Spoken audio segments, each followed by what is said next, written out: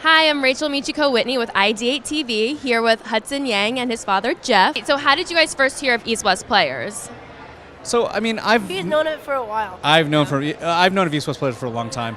One of my first jobs out of college was with Pan Asian Repertory Theater in New York City. Oh, yeah, okay. And so, obviously, the oldest and premier Asian American theatrical reportory in the nation is East-West Players. So, I'm still an Asian American writer. No, he still is. He still is. He gets outshadowed by me.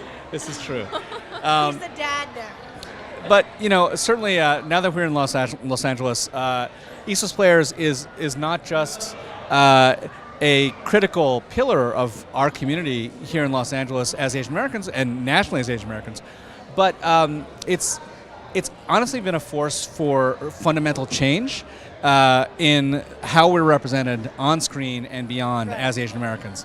And I've only been here for like 3 years, but I already know how important this is because it helps change the way the Asian Americans are represented, and also how people see them as, like the way that they're treated, the way that they are shown on screen, and then there's just different stereotypes that have been changed and kind of put away to hide for a while, including like all Asians are smart and nerdy. That's not true. It can be shown with the host.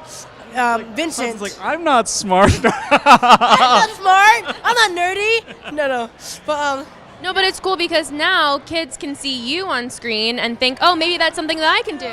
because I'm not a nerd. Well, yes, I am. Hopefully. No, but regardless, just being able to see an Asian American family on He is amazing. right.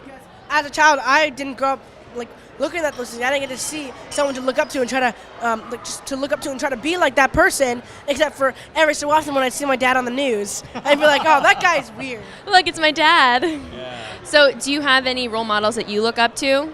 At the moment, it's mostly SpongeBob and Patrick. No, my models are like Randall Park, who I'm actually going to be presenting the award to. He really is inspirational. He's a great guy. He's super nice, and as my dad always says, you should be more like him. That's what Asian dads do. We always compare better. kids to other people. And Yes. I hate it, but I mean, it does help me be a better person after about 3 hours of lectures. So, how did you know that you wanted to get into acting? And it's so great that you're so supportive of your son getting into acting. But how did that happen? It was like super random, but I have to say my dad was a big. He was a part of it. It was like a weird thing. I was watching TV and like it showed something where like this actor was doing really well, and then also a lot of my friends were actually doing Broadway shows and doing like certain acting roles that kind of intrigued me because it looked really fun. Did you grow up in New York, or where are you from? Where did you grow up? In New York, Brooklyn, and it was kind of an area where no one really acted. It was kind of a small cut-off area from everywhere else. It was very calm. No cars drove by, and I didn't like. If it wasn't for my school, I would have no idea what acting even was. But I feel like technically I was kind of born for acting. Like I don't want to say this on interview, but I kind of like used to lie a lot, and that's not my job now. So my job is to lie. I don't want to say that I'm a liar, but I am. Pretend. It's playing pretend, right? I used to do that all the time too. I used to imagine. I daydream all day long. But yeah, I was watching the show, and then I told my dad I wanted to be an actor, and he was like, "You sure? Are you really, really sure?" And I was like, I want to do it. And I didn't think he'd pull through because I usually say random stuff like that. But this is one thing he actually was like, he actually thought I was being sincere. And I was. Change. But I was being sincere. And I don't know if our family can survive the loss of face that we're going through right now. Yeah, but he has many connections since he's an Asian American writer. And so he actually got me connected with people. And I was able to go for my first audition. And that's when, as he always says, no, actually, it was a different show. But I got really close to being the cast of my first thing, and this is what he says. He always says, that was the first time I realized my son had talent. That's not what I said. That's what I hear. Talent for acting. I'm glad that you guys are both here so we can figure out exactly what was being said. Yeah, this is like the darkest timeline. I'm like crushing his spirit. No, but you're proud of your son, right? Of course, I'm.